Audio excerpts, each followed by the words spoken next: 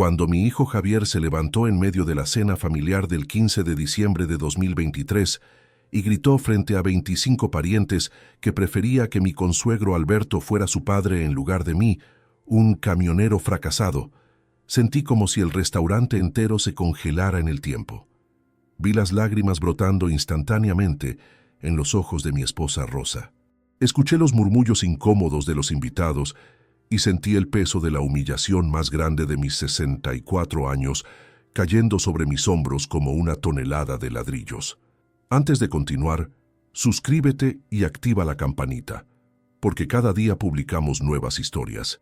Deja tu like y cuéntanos en los comentarios desde qué ciudad y país nos ves. Me llamo Miguel Ángel Navarro Torres. Tengo 64 años y llevo 40 construyendo desde cero una empresa de transportes que hoy vale 1,8 millones de euros. Empecé con un camión viejo que compré en 1984 con el dinero que mi padre me dejó antes de morir. Trabajé 18 horas diarias durante años. Sacrifiqué vacaciones, cumpleaños, noches enteras para que mi hijo Javier nunca pasara las necesidades que yo pasé de niño. Hoy tengo una flota de 23 camiones, contratos con las principales empresas de Cataluña y un patrimonio de 2,4 millones de euros entre la empresa, 3 inmuebles y ahorros. Aquella noche de diciembre, yo había preparado todo meticulosamente. En mi maletín de cuero marrón que siempre llevaba a reuniones importantes, guardaba los documentos notariales que transferirían el 60% de la empresa a mi hijo. 60%. Más de 1 millón de euros en valor real. Había trabajado con mi abogado Pablo Ortega durante 3 semanas para preparar todo perfectamente. Era mi regalo de Navidad anticipado para Javier, porque pensaba que estaba listo, que finalmente había madurado después de 10 años trabajando en la empresa. La cena era en el restaurante El Rincón de Gaudí en Barcelona, un lugar elegante que Rosa había reservado con 2 meses de anticipación. 25 personas de nuestra familia, mis hermanos, sobrinos, Rosa y yo, Javier con su esposa Marta y mi nieto Adrián de 8 años sentado a mi lado. El pequeño Adrián siempre fue mi alegría, el niño que me abrazaba y me decía, «Abuelo Miguelito», con esa voz dulce que derretía mi corazón. Todo comenzó bien. Pedimos los platos, brindamos, había risas. Mi hermano Sergio contaba historias de cuando éramos niños. Yo esperaba el momento del postre para hacer el anuncio, para entregarle a Javier los documentos que cambiarían su vida. Me sentía orgulloso, nervioso, emocionado.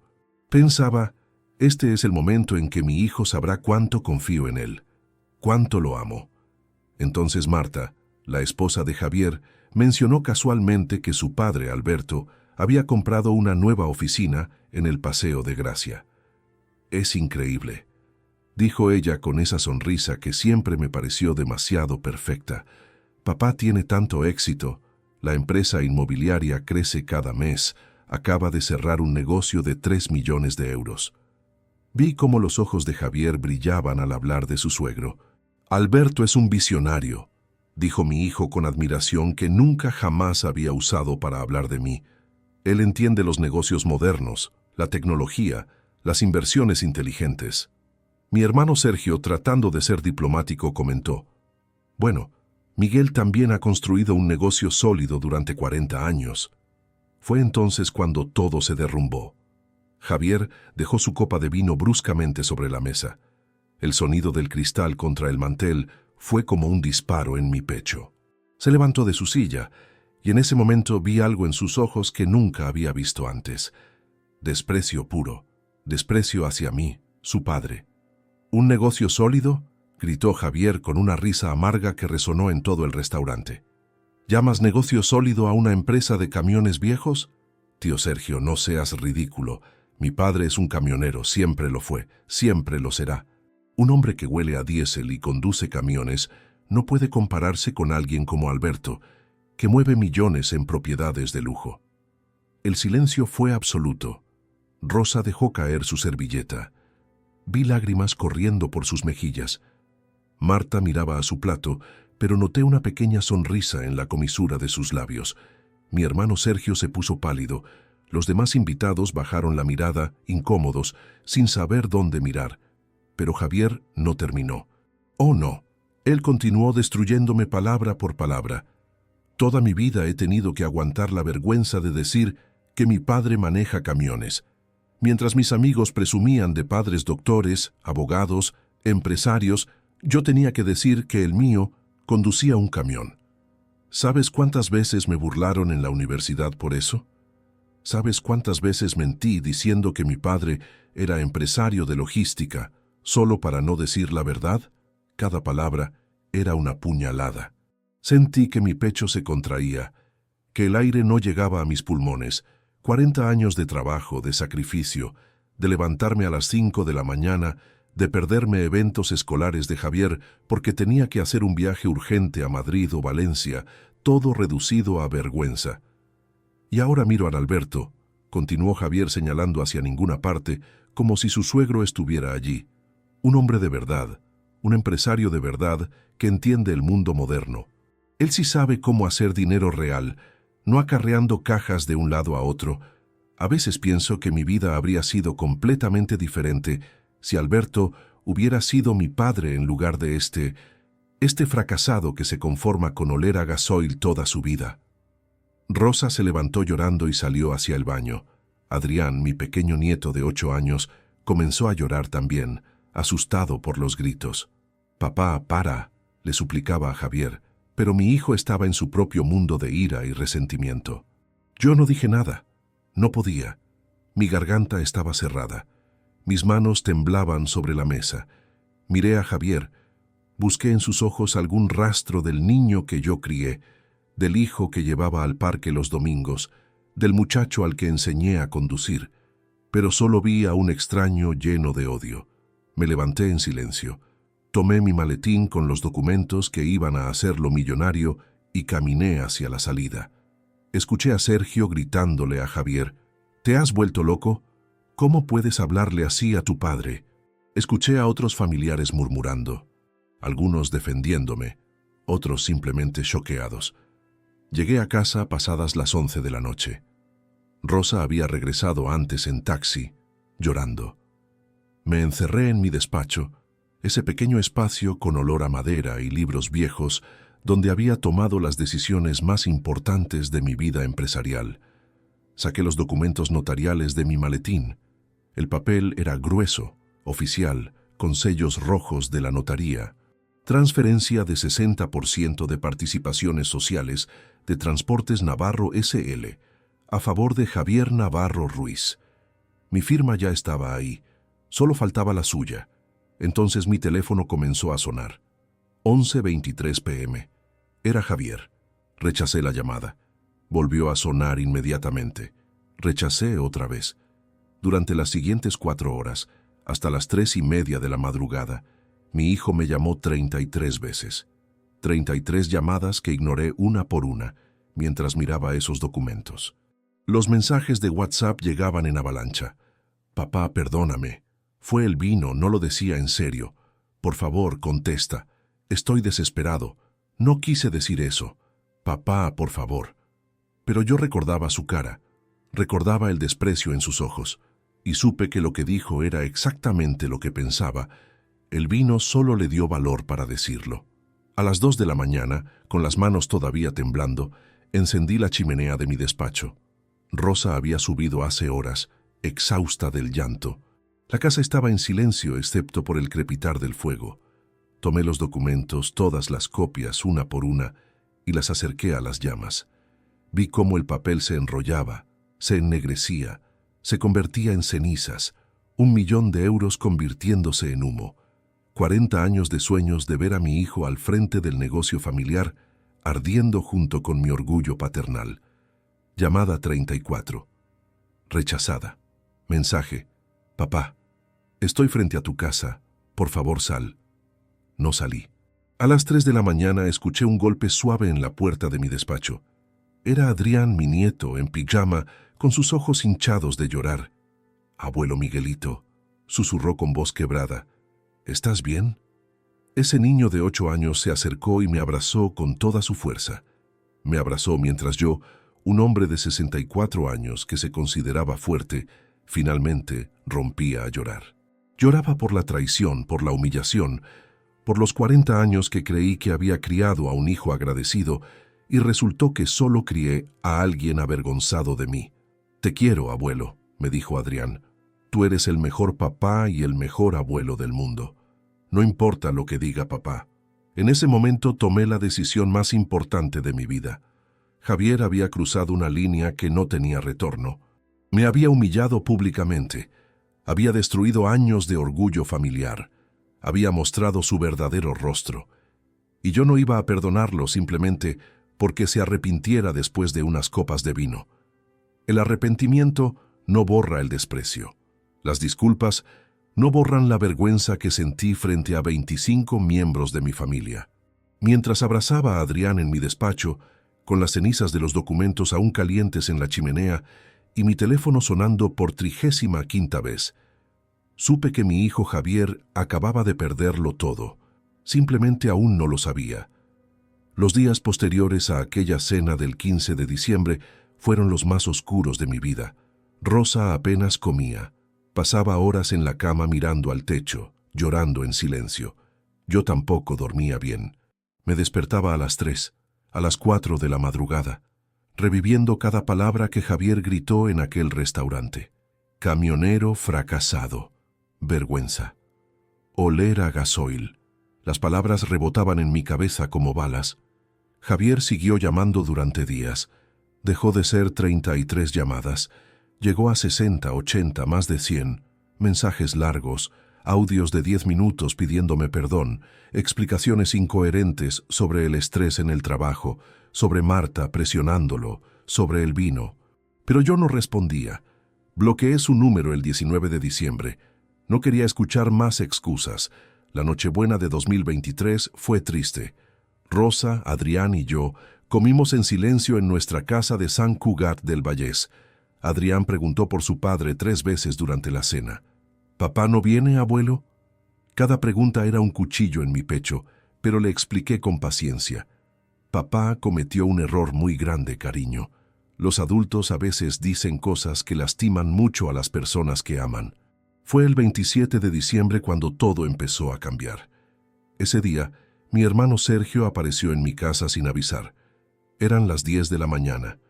Yo estaba en mi despacho revisando papeles de la empresa, tratando de mantener mi mente ocupada. Rosa le abrió la puerta y escuché sus pasos subiendo las escaleras.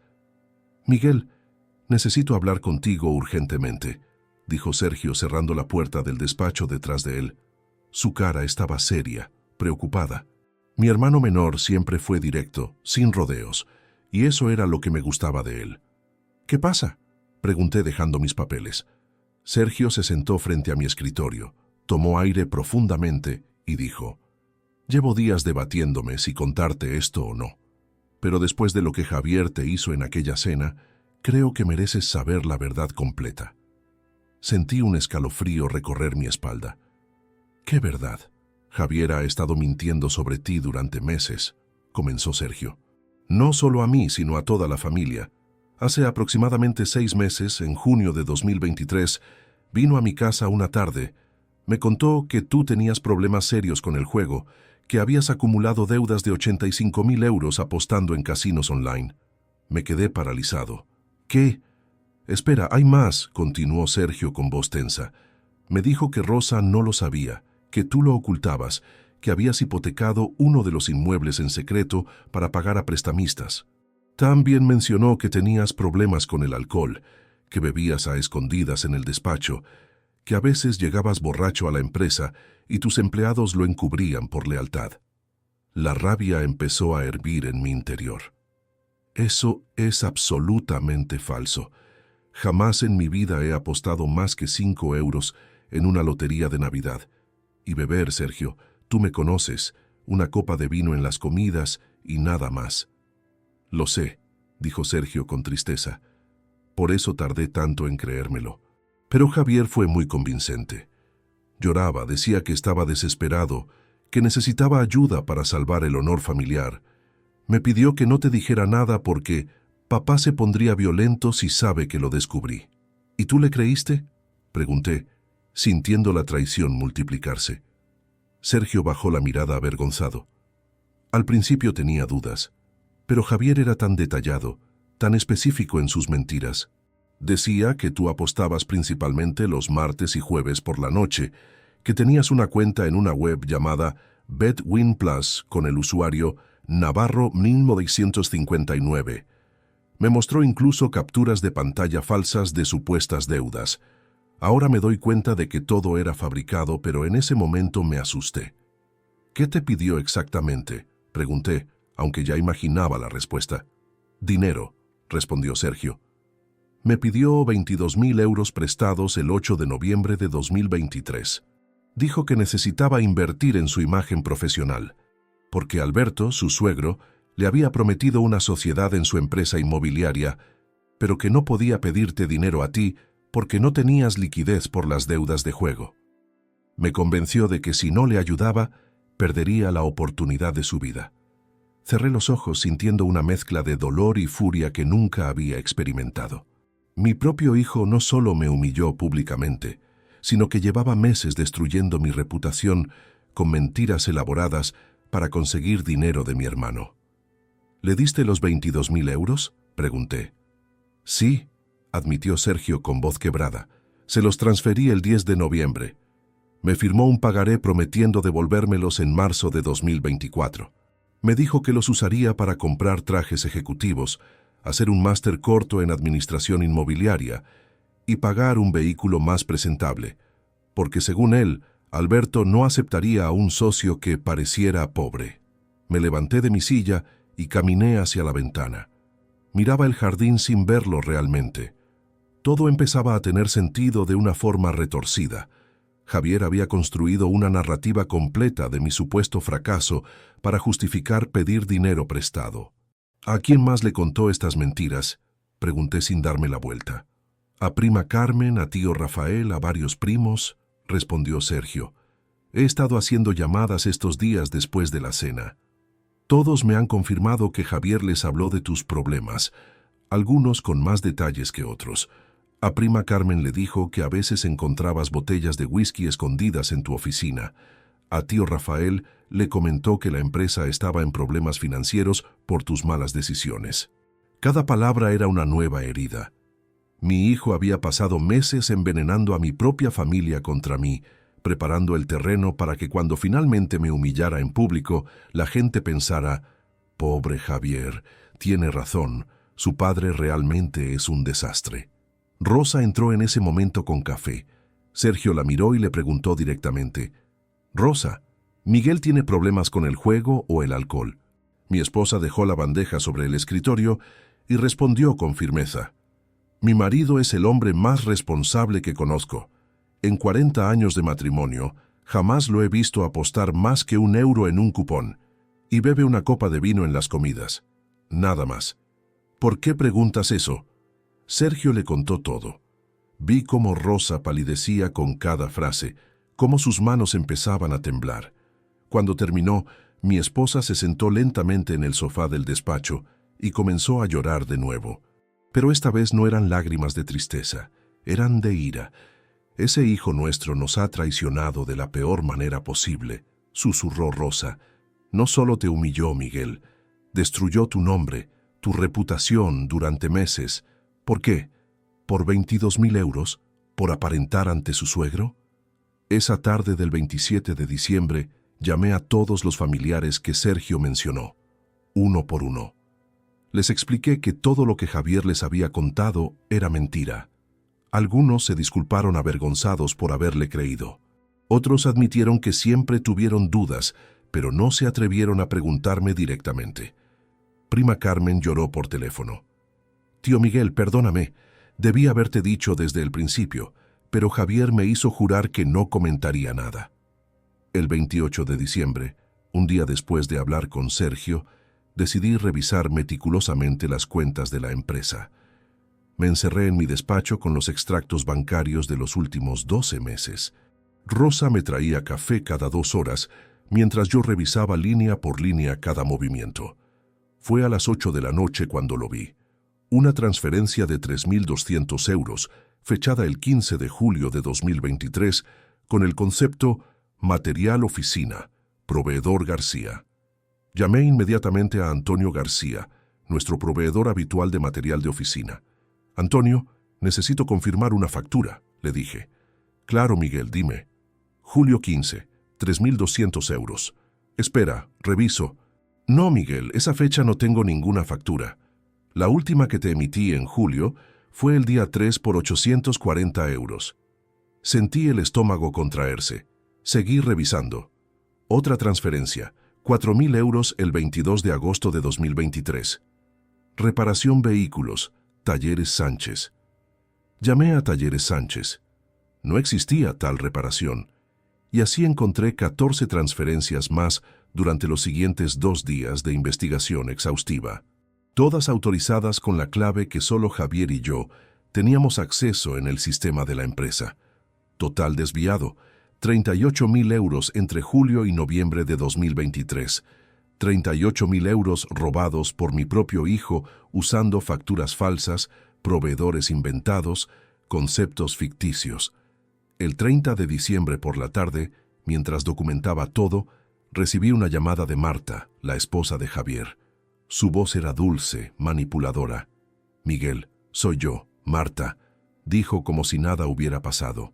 «Llamo porque estoy muy preocupada por Adrián. El niño llora todas las noches preguntando por su abuelo. Javier está destrozado, no come, no duerme. Sé que lo que dijo fue terrible, pero todos merecemos una segunda oportunidad, ¿verdad? Por favor, olvida lo que pasó. Hazlo por tu nieto». Su tono me enfureció. Estaba intentando usar a Adrián como herramienta emocional. «Marta», respondí con voz fría, «dile a tu marido que he descubierto cosas muy interesantes revisando las cuentas de la empresa. Y dile también que las mentiras que ha estado contando sobre mí tienen nombre: difamación. Cuando esté listo para tener una conversación seria, con abogados presentes, puede contactarme a través de ellos». Hubo un silencio largo. «¿De qué hablas, Miguel?» «Tu marido lo sabe perfectamente», dije y colgué. Esa noche Rosa y yo hablamos hasta las 2 de la madrugada. Ella había empezado a tener ataques de ansiedad. Su médico le había recetado ansiolíticos porque no podía dormir, no podía comer. La traición de Javier le había afectado tanto como a mí, quizás más. Una madre nunca espera que su hijo sea capaz de tal nivel de crueldad. «¿Qué vamos a hacer?», me preguntó Rosa con los ojos rojos de llorar. Miré los papeles sobre mi escritorio, las pruebas de los desvíos, las notas de mis conversaciones con familiares confirmando las calumnias, los extractos bancarios marcados con resaltador amarillo, y tomé una decisión que cambiaría todo. «Vamos a investigar hasta el final», le dije a Rosa tomando su mano. «Voy a contratar a un detective privado, a un abogado especializado. Voy a documentar cada mentira, cada euro desviado, cada calumnia. Y cuando tenga todas las pruebas, voy a confrontar a nuestro hijo y él va a aprender que las acciones tienen consecuencias». Rosa asintió con lágrimas en los ojos. «¿Crees que Alberto realmente le prometió esa sociedad?» «No lo sé», admití, «pero pienso averiguarlo. Algo me dice que hay más por descubrir, Rosa. Mucho más». El año 2023 terminó con mi familia rota, mi reputación atacada y mi hijo convertido en un extraño que robaba y mentía. Pero también terminó con algo nuevo naciendo dentro de mí, una determinación férrea de conocer toda la verdad y de asegurarme de que la justicia, de una forma u otra, prevaleciera. El 3 de enero de 2024, a las 9 de la mañana, entré en el despacho de Pablo Ortega López en el Paseo de Gracia. Pablo tenía 54 años. Llevaba 30 trabajando como abogado especializado en derecho mercantil y familiar, y había sido amigo mío desde hacía 20 años. Nos conocimos cuando necesité asesoramiento legal para expandir la empresa en 2004. Le conté todo, cada detalle. La humillación en el restaurante, las 33 llamadas, las mentiras de Javier sobre mis supuestos vicios, los 22.000 euros que le sacó a mi hermano Sergio y, sobre todo, los 38.000 euros desviados de la empresa. Pablo escuchó durante 2 horas tomando notas meticulosas en su libreta de cuero negro. Cuando terminé, Pablo se quitó las gafas, las limpió lentamente con un paño y me miró con seriedad. Miguel, esto es grave, muy grave. Tu hijo ha cometido varios delitos: apropiación indebida, falsificación de documentos, difamación. Podríamos presentar cargos penales si quisieras. Todavía no sé si quiero eso, admití. Primero necesito saber toda la verdad, todo. Cada movimiento que ha hecho, cada mentira que ha dicho, cada persona a quien ha engañado. Quiero un cuadro completo antes de decidir cómo actuar. Pablo asintió comprensivo. Entonces necesitas un investigador privado. Conozco al mejor de Barcelona. Se llama Raúl Campos Ruiz. Tiene 42 años, exinspector de policía. Ahora trabaja de forma independiente. Es discreto, meticuloso y consigue resultados. ¿Quieres que lo contacte? Hazlo, dije sin dudar. 2 días después, el 5 de enero, Raúl Campos apareció en mi casa de Sant Cugat. Era un hombre de estatura media, complexión atlética, cabello corto oscuro y ojos que parecían analizar cada detalle de su entorno. Llevaba una mochila negra con equipamiento que no quise preguntar qué contenía. Nos sentamos en mi despacho, los tres, Pablo, Raúl y yo. Rosa preparó café y se unió a nosotros. Ella había insistido en estar presente en cada paso de la investigación. Es mi hijo también, me había dicho la noche anterior. Necesito saber qué clase de persona hemos criado. Raúl sacó una tablet y comenzó a hacer preguntas específicas. Horarios de Javier, lugares que frecuentaba, nombres de amigos, números de teléfono, matrículas de vehículos, direcciones. Tomó notas durante 3 horas. Lo primero que haré, explicó Raúl, es confirmar las transacciones fraudulentas que mencionaste.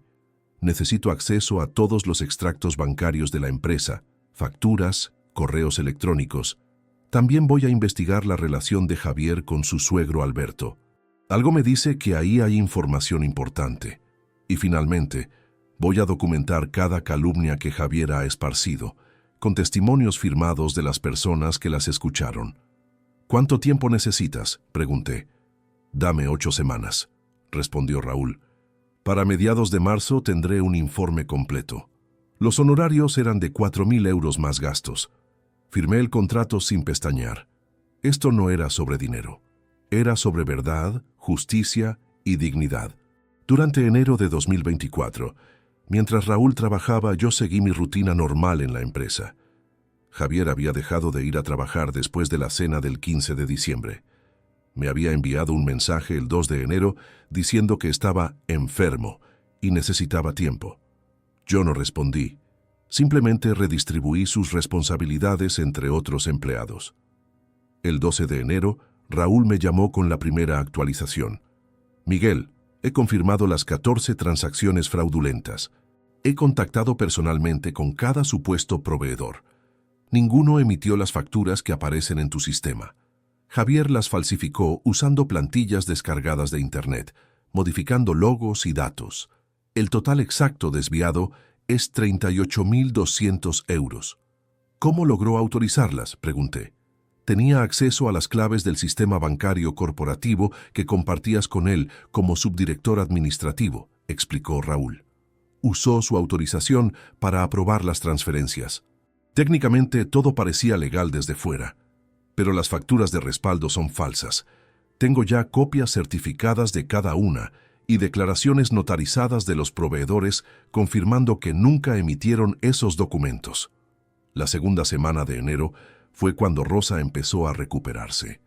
Su médico, el doctor Pons, le había aumentado la dosis de ansiolíticos, pero también le recomendó terapia psicológica.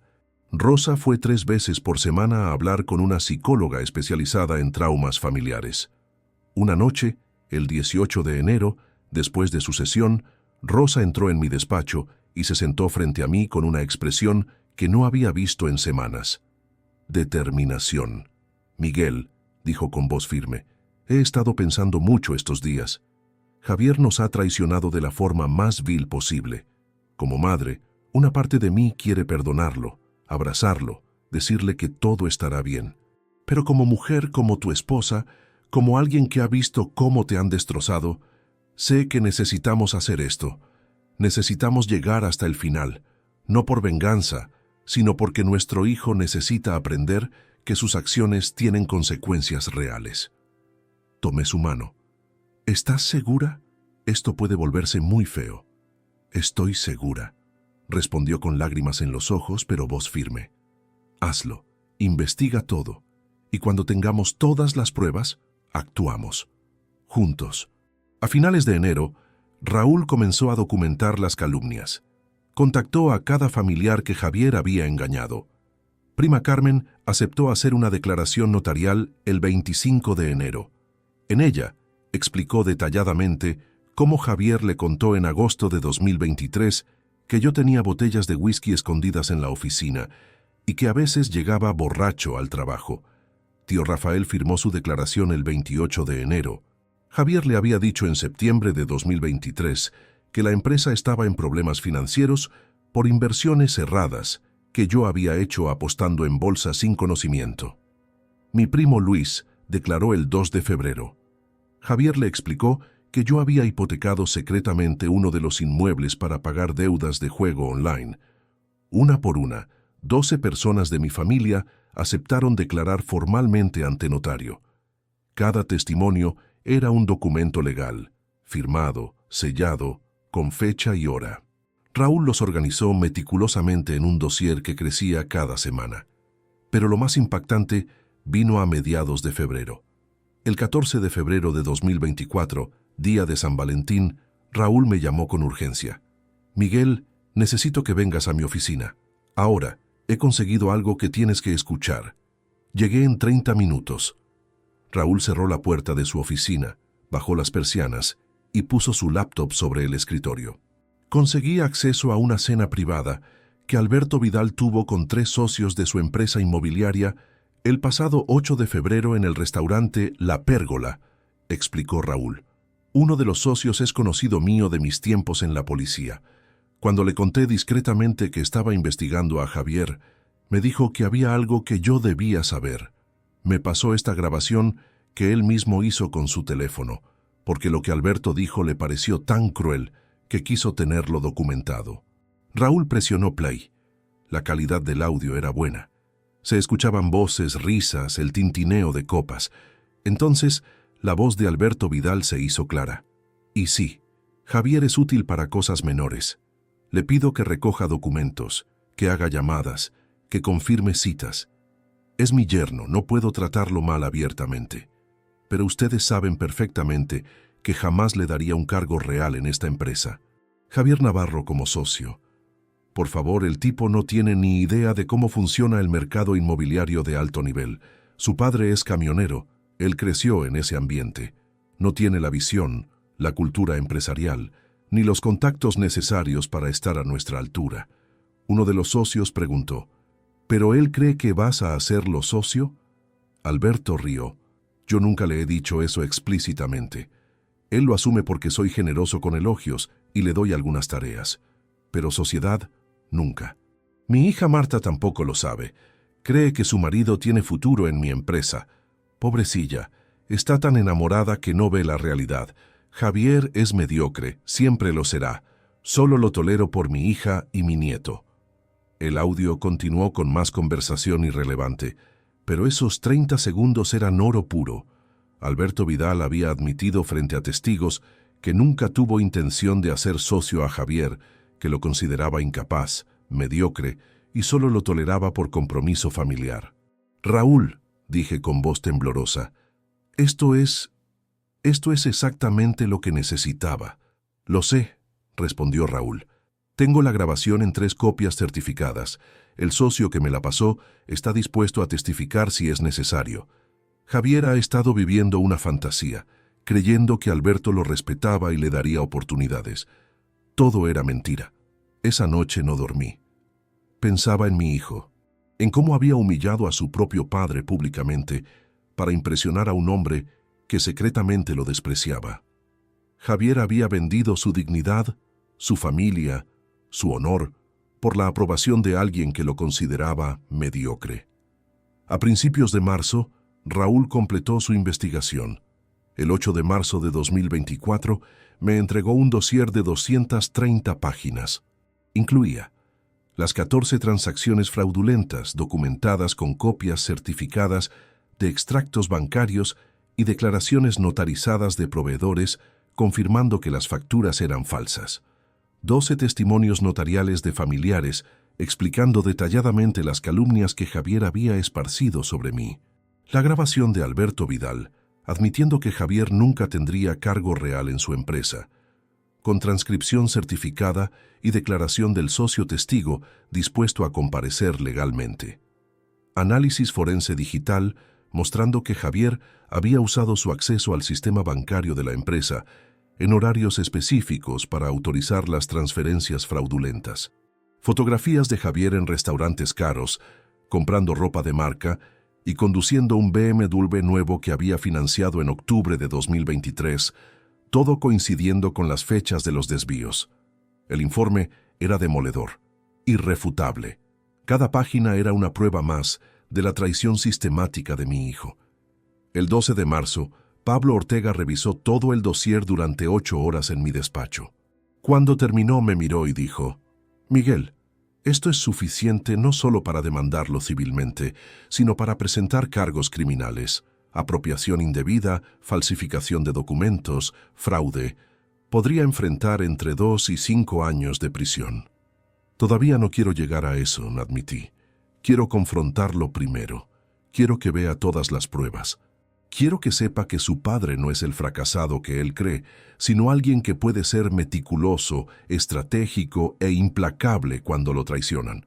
Entonces, dijo Pablo, necesitamos reescribir tu testamento antes de la confrontación.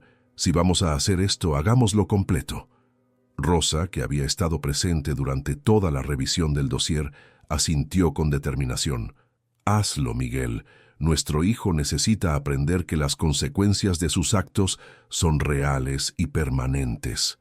Esa noche del 12 de marzo de 2024, mientras miraba el dossier de 230 páginas sobre mi escritorio, supe que estaba listo para el siguiente paso.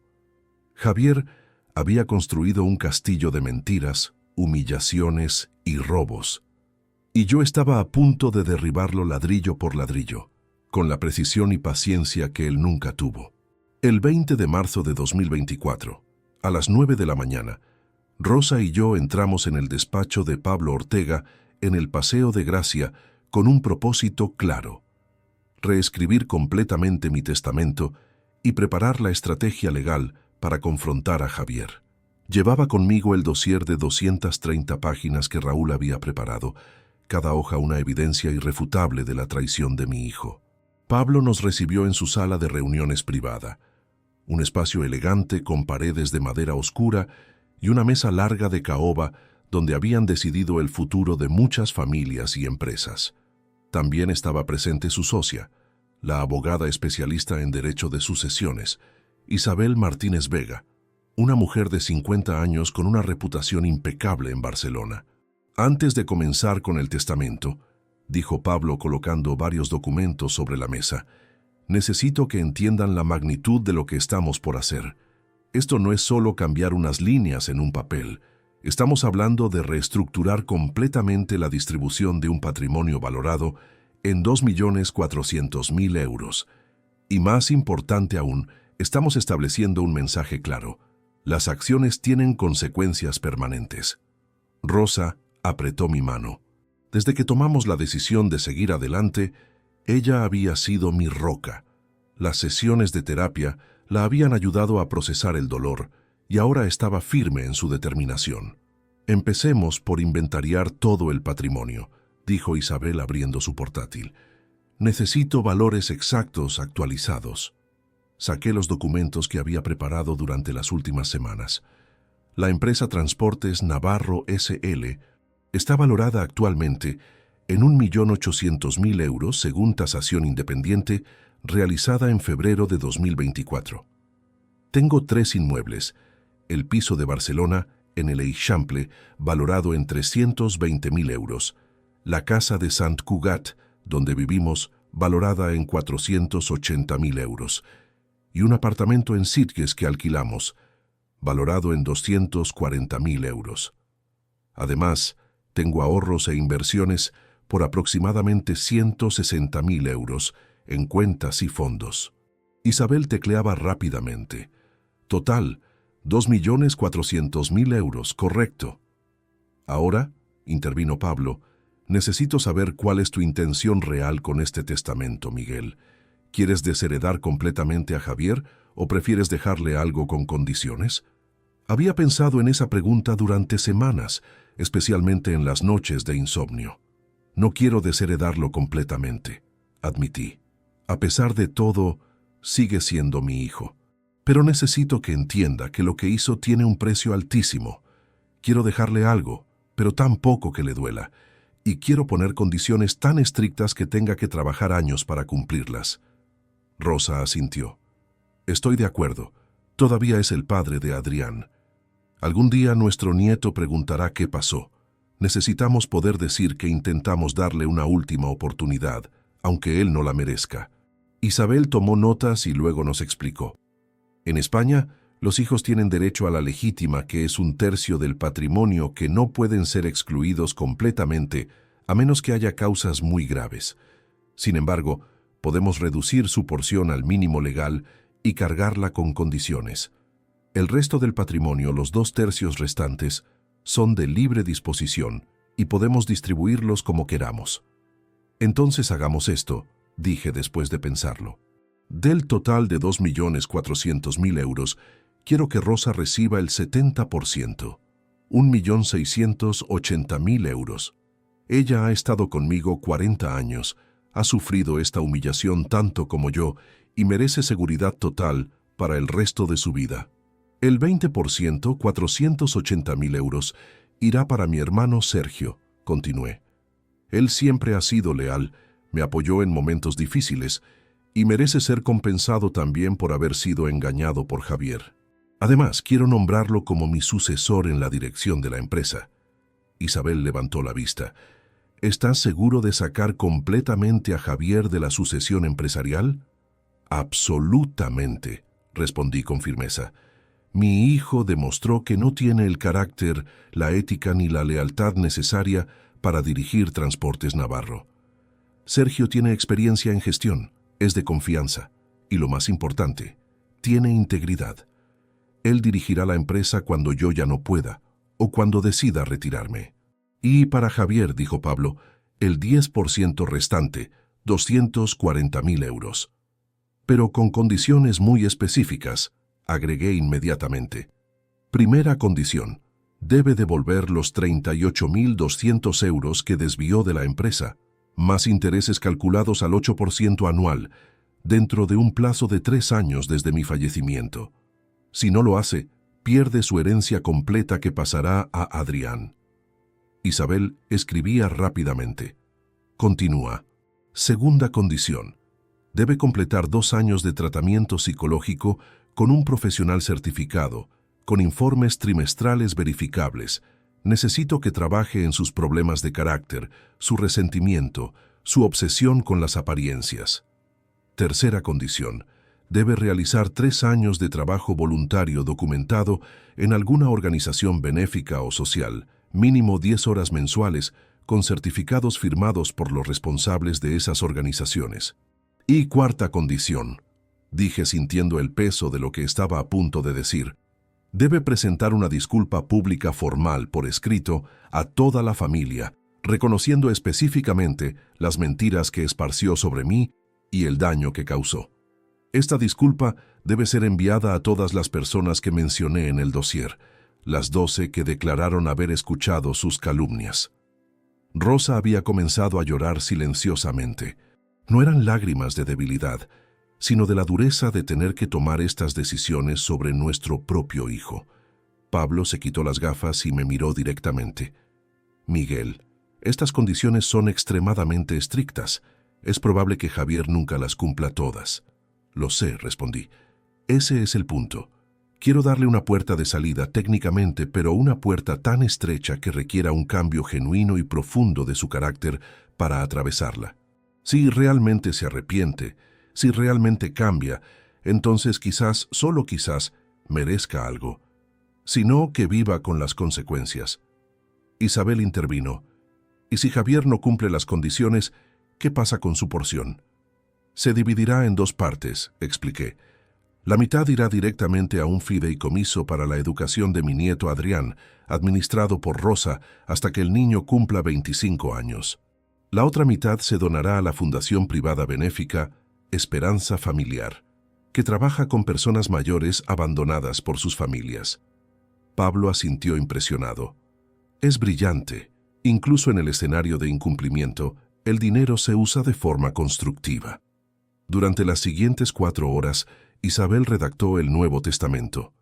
Cada cláusula fue discutida, refinada, verificada legalmente. Pablo hizo múltiples llamadas a otros especialistas para confirmar que todo era absolutamente sólido desde el punto de vista legal. A las 2 de la tarde, el documento estaba listo. 7 páginas de texto legal denso, cada palabra cuidadosamente elegida. Isabel nos leyó el testamento completo en voz alta. Cuando terminó, había un silencio profundo en la sala. ¿Algún cambio?, preguntó Pablo. Miré a Rosa. Ella negó con la cabeza. «Está perfecto», dijo con voz firme. «Entonces procedamos a la firma», dijo Isabel. Firmé cada página con mi nombre completo. Miguel Ángel Navarro Torres. Rosa firmó como testigo principal. Pablo e Isabel también firmaron. Todo fue notarizado en ese momento con el sello oficial del notario que Pablo había convocado para la ocasión. «Este testamento anula completamente todos los anteriores», explicó Pablo guardando las copias en un sobre sellado. «Una copia quedará en mi despacho, otra en la notaría, y una tercera te la llevas tú. Javier ya no es tu sucesor empresarial. Su herencia está reducida al mínimo legal con condiciones, y si no las cumple, pierde todo». Después de firmar el testamento, pasamos a la siguiente fase: la estrategia de confrontación. «Ahora viene la parte difícil», dijo Pablo abriendo el dossier de Raúl. «Tenemos evidencia suficiente para presentar cargos penales contra Javier por apropiación indebida y falsificación de documentos. Los 38.000 euros desviados mediante facturas falsas constituyen un delito grave. En España, este tipo de delitos pueden llevar penas de 2 a 5 años de prisión». «¿Realmente quieres llegar a eso?», preguntó Isabel. Lo había pensado muchas veces. «No necesariamente», admití. «Lo que quiero es que Javier entienda la gravedad de lo que hizo. Quiero que vea todas las pruebas, que sepa que tenemos el poder de destruir su vida completamente si decidimos ejercerlo. Quiero que sienta el miedo, la desesperación, la impotencia que yo sentí aquella noche del 15 de diciembre. Entonces propongo esto», sugirió Pablo. «Convocamos una reunión formal aquí en mi despacho. Invitamos a Javier, a su esposa Marta, a Rosa, a tu hermano Sergio. Presentamos el dossier completo con todas las pruebas. Le mostramos el Nuevo Testamento. Le entregamos una carta de despido por justa causa de la empresa. Y le damos una notificación legal exigiendo la devolución de los 38.000 euros en 90 días. ¿Y si se niega?», pregunté. «Entonces presentamos los cargos penales», respondió Pablo con dureza. «Le damos una última oportunidad de rectificar voluntariamente. Si la rechaza, usamos todo el peso de la ley contra él. Pero sospecho que cuando vea las pruebas, cuando entienda que esto no es un farol, se derrumbará». Rosa intervino. «¿Y qué hay de la grabación de Alberto? ¿Cuándo la usamos?». «Esa es nuestra bomba nuclear», dijo Pablo con una sonrisa fría. «La guardamos para el final de la reunión. Cuando Javier haya visto todas las demás pruebas, cuando esté intentando justificarse diciendo que lo hizo por Alberto, que todo era para conseguir la sociedad prometida, entonces reproducimos la grabación. Dejamos que escuche a su suegro, el hombre al que idolatra, admitiendo que lo considera mediocre e inútil». «Será devastador», murmuró Isabel. «Tiene que serlo», dije con voz firme. «Javier destrozó mi reputación durante meses, me humilló públicamente, robó de mi empresa, mintió sistemáticamente. Esto no es venganza, es justicia, es poner un espejo frente a él y obligarlo a ver exactamente quién se ha convertido». Pasamos la tarde organizando cada detalle de la confrontación. Pablo prepararía copias de todos los documentos para cada participante. Isabel redactaría la carta de despido con términos legales precisos. Raúl estaría presente discretamente para verificar cualquier detalle técnico de su investigación si era necesario. ¿Cuándo hacemos esto?, preguntó Pablo. Lo antes posible, respondí. Ya pasaron 3 meses desde la cena. Ya tengo todas las pruebas. Ya reescribí el testamento. Es hora de actuar. Pablo revisó su agenda. ¿Qué te parece el 18 de abril? Es un jueves. Tengo la sala de reuniones disponible de 10 de la mañana a 2 de la tarde. Podemos contactar a Javier formalmente como su antiguo abogado corporativo, diciéndole que hay temas importantes de la empresa que discutir. Perfecto, dije. Hazlo. Esa noche, de regreso en Sant Cugat, Rosa y yo cenamos en silencio. Habíamos cruzado un punto de no retorno. El testamento estaba firmado. La estrategia estaba lista. En menos de un mes confrontaríamos a nuestro hijo con la verdad completa de sus acciones. ¿Crees que cambie algo?, me preguntó Rosa mientras lavábamos los platos juntos. Honestamente, no lo sé, admití. Pero ya no importa si cambia o no. Lo que importa es que sepa que sus padres no son débiles, no son tontos, y no van a permitir que nadie, ni siquiera su propio hijo, los pisotee sin consecuencias.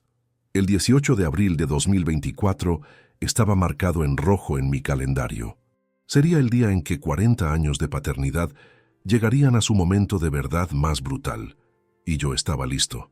El jueves 18 de abril de 2024 amaneció con un cielo gris sobre Barcelona. Desperté a las 5 de la mañana, incapaz de seguir durmiendo. Rosa también estaba despierta, mirando el techo de nuestra habitación en Sant Cugat. No hacía falta decir nada. Ambos sabíamos que ese día cambiaría todo para siempre. ¿Estás seguro de esto?, me preguntó Rosa por 10ª vez en las últimas semanas. Más seguro que nunca, respondí tomando su mano. Nuestro hijo necesita ver las consecuencias de sus actos. Hoy es ese día. Nos vestimos con ropa formal. Yo elegí mi mejor traje gris oscuro, el mismo que usaba para reuniones importantes de negocios. Rosa llevaba un vestido azul marino elegante pero sobrio. Queríamos proyectar seriedad, dignidad, autoridad. No íbamos a confrontar a nuestro hijo como padres suplicantes. Íbamos como empresarios traicionados, como víctimas de difamación y fraude, con el peso de la ley de nuestro lado. Llegamos al despacho de Pablo Ortega en el Paseo de Gracia a las 9:30 de la mañana. Mi hermano Sergio ya estaba allí, nervioso, caminando de un lado a otro en la sala de espera. Pablo e Isabel tenían todo preparado. La sala de reuniones grande con su mesa larga de caoba, un proyector instalado para mostrar documentos, copias impresas del dossier para cada participante y grabadora de audio para documentar todo lo que se dijera. Javier y Marta llegarán a las 10, informó Pablo. Les dije que era una reunión corporativa urgente sobre cambios en la estructura administrativa de Transportes Navarro. No saben nada más. Raúl Campos, el investigador privado, estaba también presente pero en una oficina adyacente, listo para entrar si necesitábamos verificar algún detalle técnico de su investigación. A las 10 en punto exactamente, la recepcionista anunció la llegada de Javier y Marta. Sentí mi corazón acelerarse. Era la primera vez que vería a mi hijo desde aquella cena del 15 de diciembre, 4 meses atrás. 123 días de dolor, investigación, rabia y preparación. Entraron en la sala de reuniones. Javier había perdido peso. Tenía ojeras profundas, su traje arrugado. Marta, en cambio, lucía impecable como siempre, con ese aire de superioridad que tanto me irritaba. Cuando Javier me vio, su rostro se descompuso. «Papá», comenzó a decir con voz temblorosa. «Siéntate», ordené con voz fría, señalando las sillas al otro lado de la mesa. No hubo abrazos, no hubo saludos cordiales. Esto no era una reunión familiar, era un juicio. Pablo inició formalmente. «Buenos días. Esta reunión ha sido convocada para tratar asuntos graves relacionados con la empresa Transportes Navarro S.L., el patrimonio familiar de los señores Navarro y acusaciones de conducta criminal.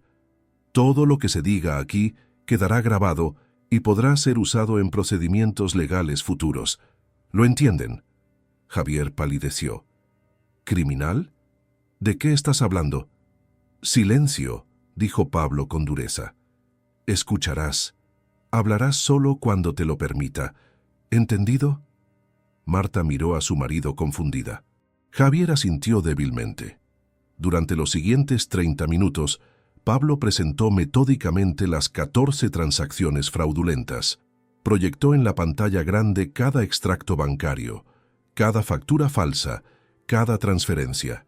38.200 euros desviados entre julio y noviembre de 2023. Factura número 1, anunciaba Pablo. 15 de julio de 2023, 3.200 euros a Material Oficina García. Aquí tienen la declaración notarizada del señor Antonio García, confirmando que nunca emitió esta factura. Factura número 2, 22 de agosto de 2023, 4.000 euros a Talleres Sánchez por supuestas reparaciones de vehículos. Declaración del dueño de Talleres Sánchez. Nunca realizó tal reparación. Una por una 14 transacciones demolidas con evidencia irrefutable. Javier sudaba copiosamente. Marta lo miraba con horror creciente. ¿Tienes algo que decir sobre estas transacciones?, preguntó Pablo después de mostrar las 14. Javier intentó hablar, pero su voz salió quebrada. Yo necesitaba el dinero. Alberto me dijo que necesitaba mejorar mi imagen, que la sociedad requería inversión inicial de mi parte. Mentira, interrumpió Isabel mostrando otro documento. Aquí tenemos el análisis forense de tu actividad bancaria. Los 38.000 euros se gastaron en ropa de marca por 9.000 euros, restaurantes caros por 7.000 euros, financiamiento de un BMW nuevo por 16.000 euros, y el resto en viajes y entretenimiento. Nada de inversión profesional. Marta se levantó bruscamente. ¿Un BMW nuevo? Javier, ¿de qué está hablando? Me dijiste que tu padre te prestó el dinero para el coche. Marta, siéntate, ordenó Pablo. Hay mucho más que necesitas escuchar sobre tu marido. La siguiente hora fue brutal. Pablo presentó las 12 declaraciones notarizadas de familiares detallando las calumnias que Javier había esparcido. Prima Carmen declarando cómo Javier le dijo que yo escondía botellas de whisky. Tío Rafael explicando cómo Javier inventó que la empresa estaba en bancarrota por mis supuestas malas inversiones. Primo Luis describiendo la mentira de las deudas de juego de 85.000 euros. Con cada testimonio proyectado en pantalla, Javier se hundía más en su silla. Rosa lloraba silenciosamente a mi lado. Sergio miraba a su sobrino con una mezcla de tristeza y disgusto. ¿Por qué?, preguntó finalmente Sergio con voz rota. ¿Por qué me mentiste sobre tu padre? ¿Por qué me sacaste 22.000 euros con esas historias inventadas? Javier no pudo sostener la mirada de su tío. Lo siento, tío Sergio. Necesitaba el dinero. Pensé que si ustedes creían que papá tenía problemas, sería más fácil conseguir ayuda sin que él se enterara. Sin que yo me enterara de tu robo, querrás decir, intervine por primera vez. Mi voz era hielo puro. Sin que yo descubriera que estabas desviando dinero de la empresa mientras destruías mi reputación con mentiras calculadas. Marta había comenzado a llorar. Javier, ¿qué has hecho? ¿Qué hemos hecho? Oh, aún no hemos llegado a tu parte, Marta, dijo Isabel con ironía. Pero llegaremos. Pablo continuó. Ahora hablemos de las consecuencias legales. Javier Navarro Ruiz, has cometido los siguientes delitos según el Código Penal Español. Apropiación indebida según el artículo 252. Falsificación de documentos mercantiles según el artículo 392. Y difamación agravada según el artículo 205. La suma de estos delitos puede acarrear penas de 2 a 5 años de prisión efectiva. Javier se puso de pie temblando. No, por favor, papá, no hagas esto. Te devolveré cada euro, me disculparé con todos, haré lo que sea, pero no me metas en la cárcel. Por favor, piensa en Adrián, piensa en tu nieto. Siéntate, grité golpeando la mesa. El ruido resonó en toda la sala. No te atrevas a usar a mi nieto como escudo. No te atrevas a mencionar a ese niño que te vio humillarme, que lloró esa noche, que me pregunta por qué su padre es tan cruel con su abuelo. Rosa se levantó y caminó lentamente hacia Javier.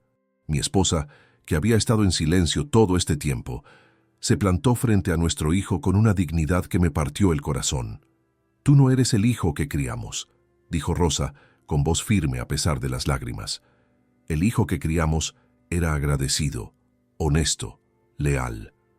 Pero ese hijo murió en algún momento y fue reemplazado por un extraño que nos traicionó de la forma más vil posible. Has envergonzado a esta familia, Javier. Has destruido 40 años de sacrificio de tu padre con tus mentiras y tu codicia». Javier se derrumbó llorando. «Mamá, lo siento mucho. Yo solo quería... Alberto me hizo creer que...» «Ah, sí, Alberto», interrumpió Pablo con una sonrisa fría. «Hablemos de tu querido suegro. Isabel, por favor, reproduce el audio». Isabel presionó play en su laptop. Los altavoces de la sala llenaron el espacio con la grabación de la cena del 8 de febrero en el restaurante La Pérgola. La voz de Alberto Vidal se escuchó cristalina.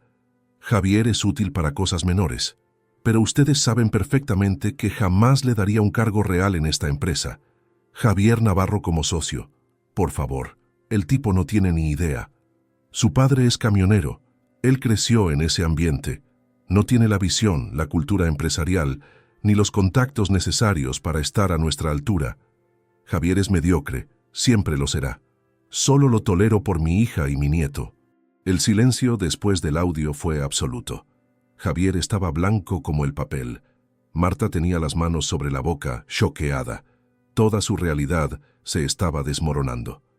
«Eso», dije levantándome y caminando alrededor de la mesa hacia mi hijo, «es lo que realmente piensa el hombre al que idolatras. El hombre por el que me humillaste públicamente, el hombre que consideras un verdadero empresario, mientras yo solo soy un camionero fracasado. Te considera mediocre, incapaz, alguien a quien solo tolera por obligación familiar». Javier sollozaba incontrolablemente. «No, no puede ser. Alberto me prometió». «Alberto nunca te prometió nada explícitamente», corrigió Isabel. «Te dejó creer lo que querías creer porque eras útil para tareas menores. Te usó, Javier, y tú traicionaste a tu familia por las migajas de atención de un hombre que secretamente te desprecia». Marta se levantó tambaleándose. «Necesito hablar con mi padre». «Esto no puede ser verdad». «Oh, es verdad», dijo Pablo entregándole una copia certificada de la grabación. «Y hay 3 testigos dispuestos a declararlo bajo juramento. Tu padre ya ha sido informado de que tenemos esta grabación. Esta mañana, a las 8, su abogado me contactó pidiendo que no la hagamos pública. Están dispuestos a emitir un comunicado formal negando cualquier promesa de sociedad a tu marido». Marta miró a Javier con una mezcla de asco y devastación. «Me dijiste que estábamos a punto de ser socios de papá. Me dijiste que íbamos a tener 900.000 euros de herencia de tus padres. Me hiciste creer que nuestro futuro estaba asegurado. Todo era mentira». «900.000 euros», repetí con amargura. «Qué específico, Javier. Muy cerca del millón que realmente valía tu herencia antes de esta reunión. Lástima que ahora todo ha cambiado». Pablo sacó un sobre sellado. «Javier Navarro Ruiz, aquí está tu nueva realidad». Abrió el sobre y extrajo 3 documentos. Documento número 1.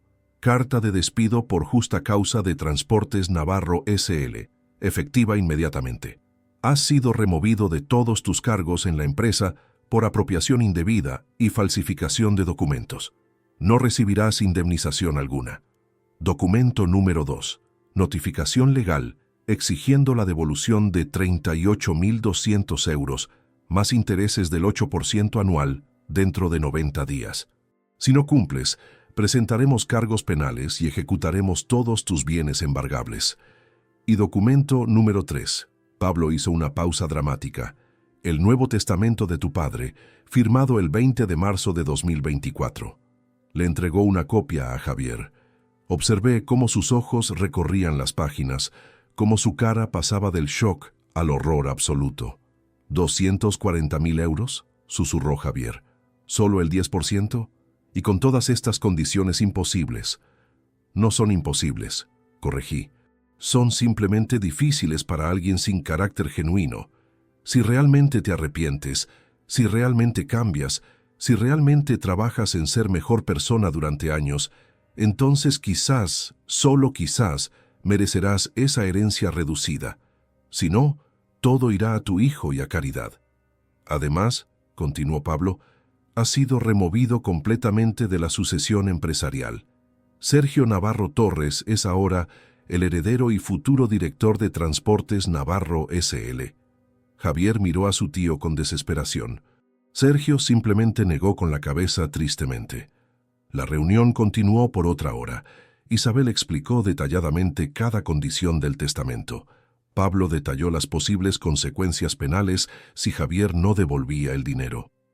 Rosa leyó una carta que había escrito, describiendo el dolor emocional que la traición de nuestro hijo le había causado, mencionando sus ataques de ansiedad, su tratamiento médico, las noches en vela llorando.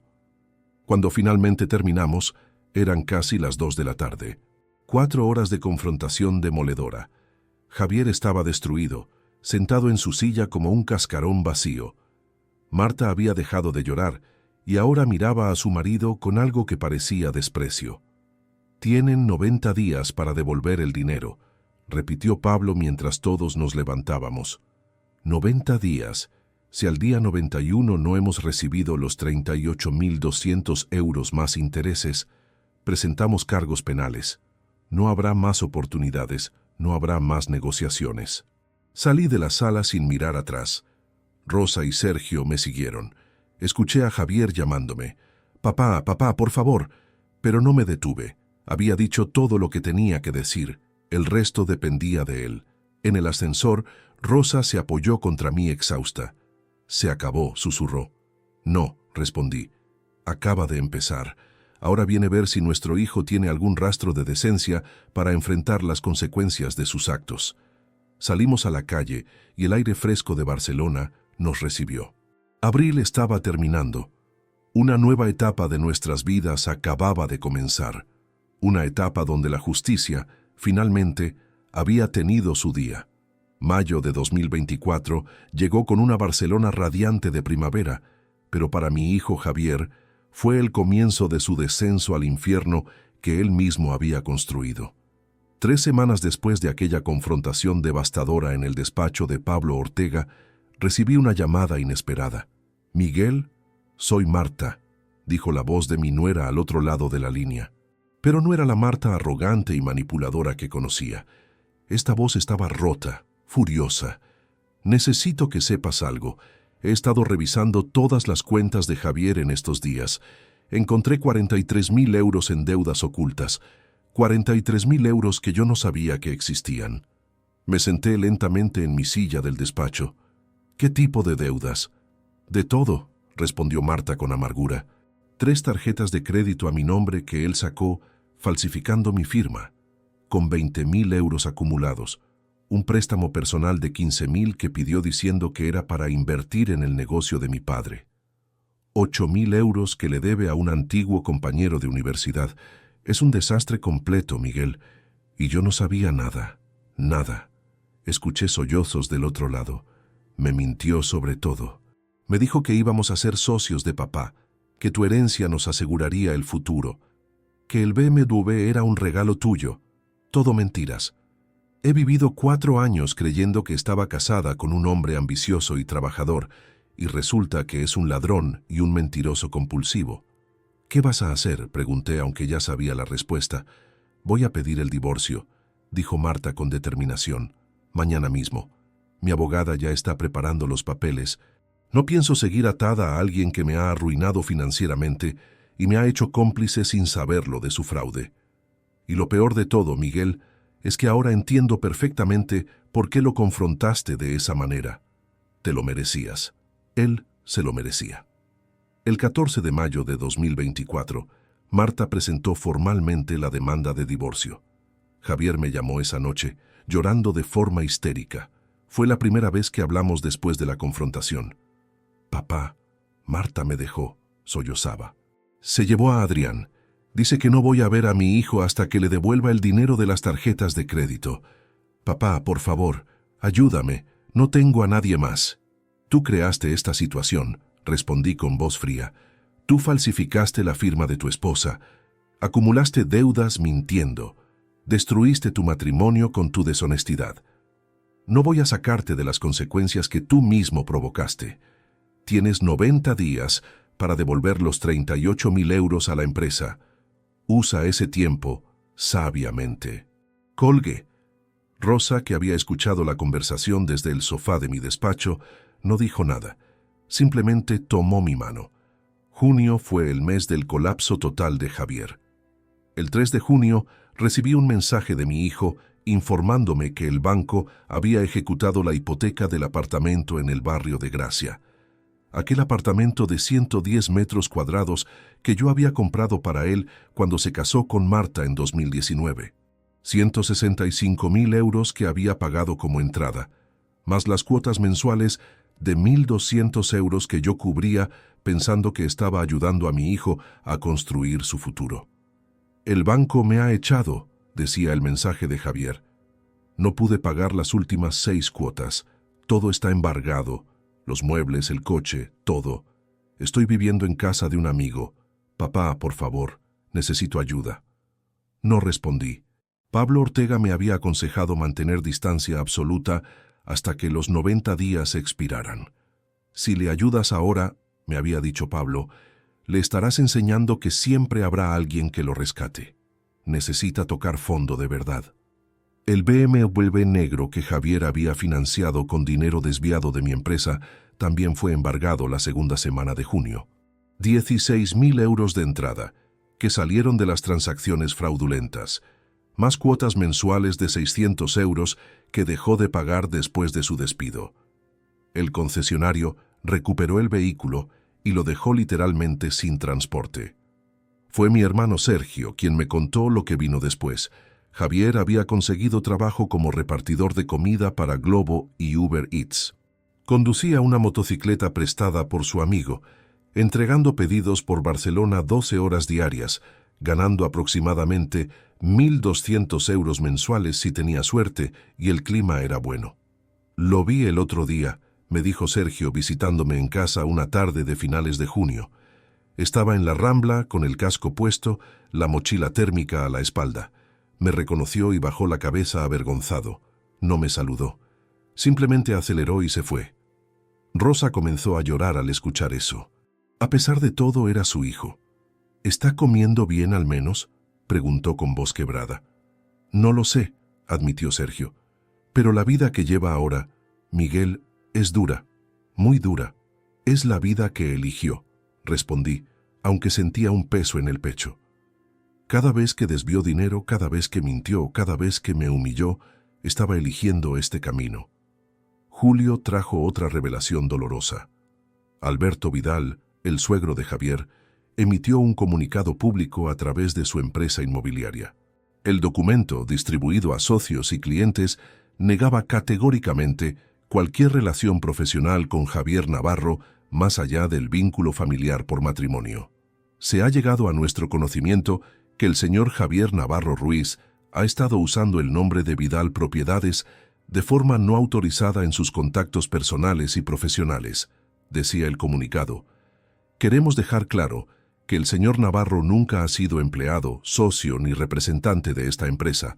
Cualquier promesa o acuerdo que haya mencionado usando nuestro nombre es completamente fraudulento. El comunicado fue devastador para Javier. Alberto no solo lo había abandonado, sino que públicamente lo había humillado y acusado de usar su nombre fraudulentamente. Exactamente lo mismo que Javier me había hecho a mí. Agosto llegó con el calor sofocante del verano barcelonés y con una llamada que me partió el corazón. Era Marta.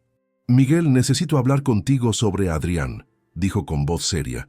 «Tu nieto ha estado preguntando por ti constantemente. Quiere visitarte, quiere pasar tiempo contigo, pero también pregunta por su padre, y ahí es donde tenemos un problema». «¿Qué problema?», pregunté. «Adrián ha visto a Javier 2 veces en estos meses. Las 2 veces fueron desastrosas. Javier llegó sucio, agotado, oliendo a comida y sudor de la motocicleta. Intentó explicarle al niño que estaba trabajando duro, Pero Adrián, que tiene 8 años pero no es tonto, le preguntó por qué ya no vivía en el apartamento, por qué el abuelo Miguel estaba enojado con él, por qué todo había cambiado. Hizo una pausa. La segunda vez Adrián se negó a abrazarlo. Le dijo: «Mamá dice que le hiciste cosas malas al abuelo. ¿Es verdad?». Javier no supo qué responder. Desde entonces, cada vez que menciono llevar a Adrián a ver a su padre, el niño dice que no quiere. Solo quiere verte a ti y a Rosa.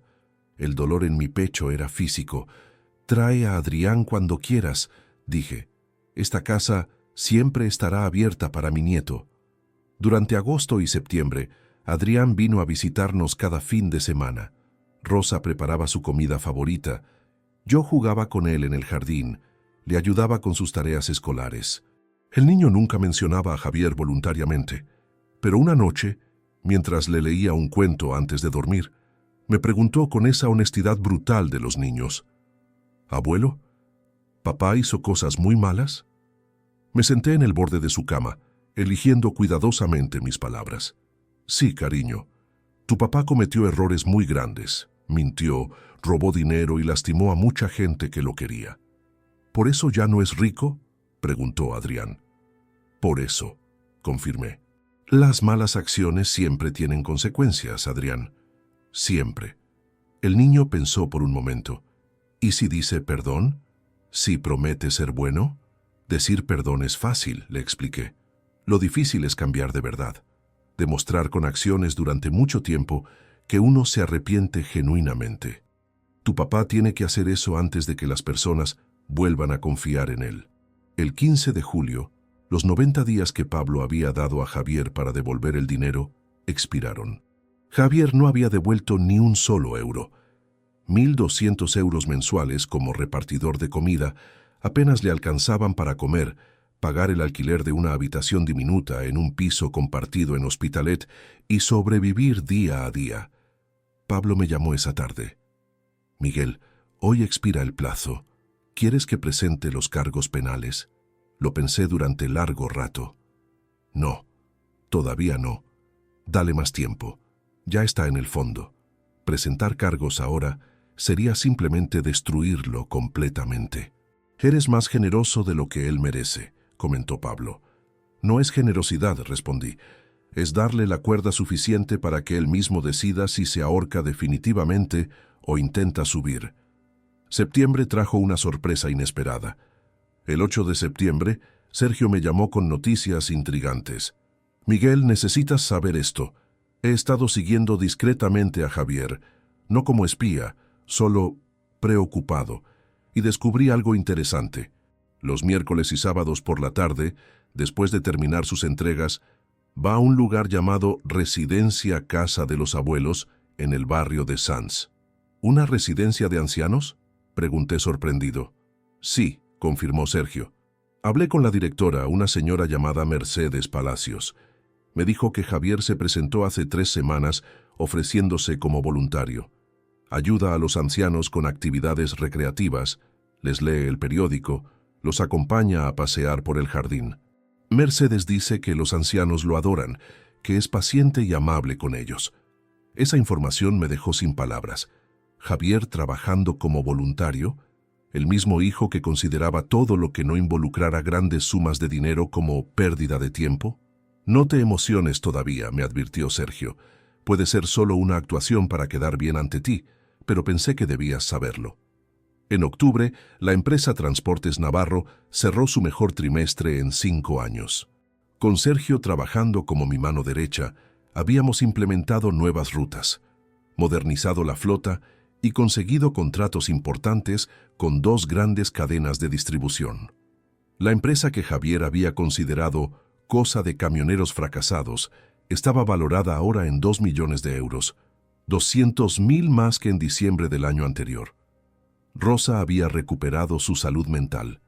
Las sesiones con la psicóloga habían funcionado. Ya no necesitaba ansiolíticos diariamente. Había vuelto a sonreír, a disfrutar de nuestro jardín, de cocinar, de nuestros nietos. Porque sí, digo nietos en plural, nuestra hija Laura, que vivía en Madrid y a quien había protegido de todo este drama familiar, Nos visitó en octubre con la noticia de que estaba embarazada de su primer hijo. Noviembre trajo lluvias intensas a Barcelona. Una tarde, mientras revisaba papeles en mi despacho, Rosa entró con el teléfono en la mano. «Es Mercedes Palacios, de la residencia Casa de los Abuelos», dijo con expresión extraña. «Quiere hablar contigo sobre Javier». Tomé el teléfono con curiosidad.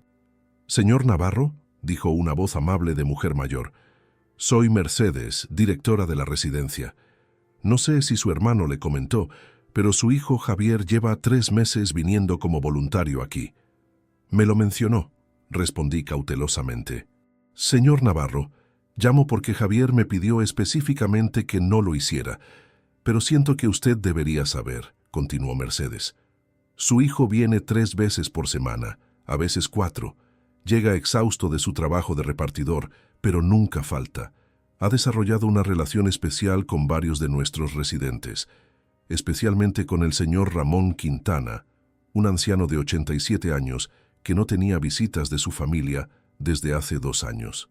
Hizo una pausa. «El señor Quintana me dijo algo hace una semana que me conmovió. Dijo: Mercedes, ese muchacho Javier me recuerda a mi hijo. Mi hijo me abandonó porque dijo que yo no era lo suficientemente exitoso para él. Ahora ese hijo es rico, pero está solo. Y yo estoy aquí, pobre, pero con Javier visitándome. ¿Quién crees que es más feliz?». Sentí un nudo en la garganta. «¿Por qué me cuenta esto?». «Porque veo en los ojos de Javier el mismo dolor que veo en los ojos del señor Quintana», respondió Mercedes. «El dolor de la separación familiar, del arrepentimiento, de querer reparar algo que quizás ya no tenga reparación. No sé qué pasó entre ustedes, señor Navarro, y no es mi lugar juzgar. Solo quería que supiera que su hijo está intentando, a su manera, ser mejor persona». Colgué el teléfono y me quedé mirando por la ventana durante largo rato. Diciembre de 2024 llegó con Barcelona cubierta de luces navideñas. El 3 de diciembre, exactamente un año después de aquella cena fatídica, recibí una carta certificada. Era de Javier.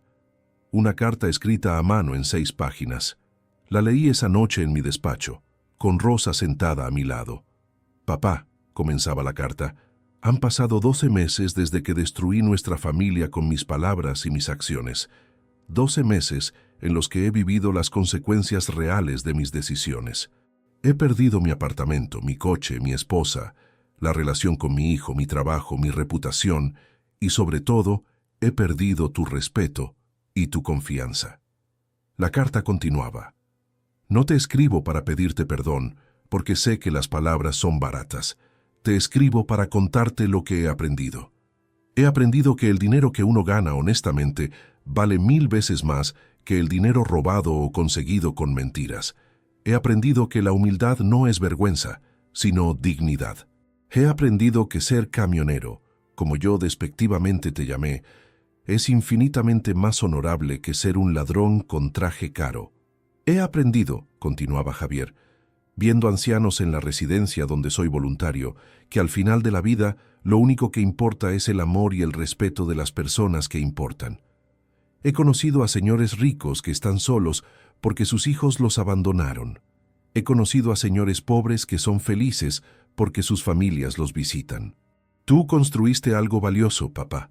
No solo una empresa, sino una reputación, un legado de trabajo honesto, y yo lo destruí todo con mi arrogancia y mi codicia». La carta terminaba. «No te pido que me perdones. No te pido dinero. No te pido que cambies el testamento. Solo te pido, si algún día puedes encontrar en tu corazón un espacio para ello, que me permitas verte una vez, no para hablar de negocios o herencias, solo para mirarte a los ojos y decirte, cara a cara, que finalmente entiendo quién eras y quién soy yo, y para decirte que estoy intentando, cada día, ser digno de llevar tu apellido. Tu hijo que te falló, Javier». Rosa lloraba silenciosamente. Yo también tenía lágrimas en los ojos, pero las sequé rápidamente. «¿Vas a responderle?», preguntó Rosa. Tomé papel y pluma. Escribí una carta corta. «Javier, recibí tu carta. Las palabras son importantes, pero las acciones son definitivas. Has comenzado un camino largo de redención. Continúa en ese camino.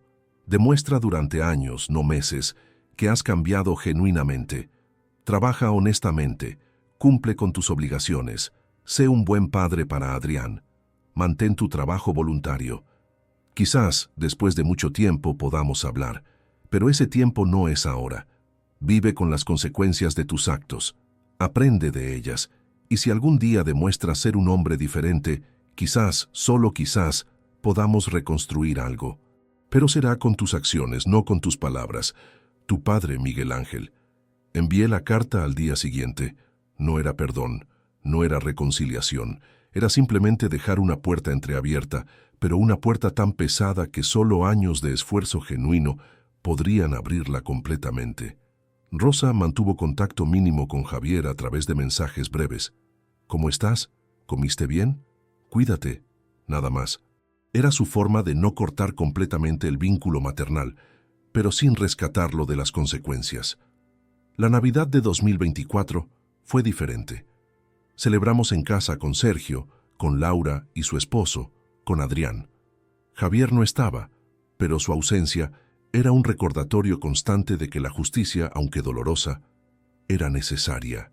El 31 de diciembre de 2024, mientras brindábamos por el Año Nuevo, reflexioné sobre todo lo ocurrido. Mi empresa prosperaba bajo mi liderazgo y el de Sergio. Mi matrimonio con Rosa se había fortalecido tras la tormenta. Adrián estaba feliz y bien cuidado. Y Javier estaba aprendiendo, lentamente, dolorosamente, pero aprendiendo. ¿Lo perdonaría algún día? No lo sabía. El perdón no es algo que se da automáticamente. Es algo que se gana, se construye, se demuestra durante años. Javier tenía un camino muy largo por delante, pero mientras miraba a mi familia reunida esa noche de fin de año, supe que había hecho lo correcto. Las consecuencias son reales, el respeto se gana, la dignidad se defiende, y la justicia, aunque tarde y duela, siempre debe prevalecer. La historia de mi hijo no había terminado, pero la historia de su impunidad sí, y eso, después de todo, era lo más importante. Si esta historia te ha gustado, apóyanos con un like, suscríbete al canal y déjanos tus opiniones en los comentarios. Para escuchar la siguiente historia, haz clic en la caja que aparece a la izquierda. Gracias por acompañarnos.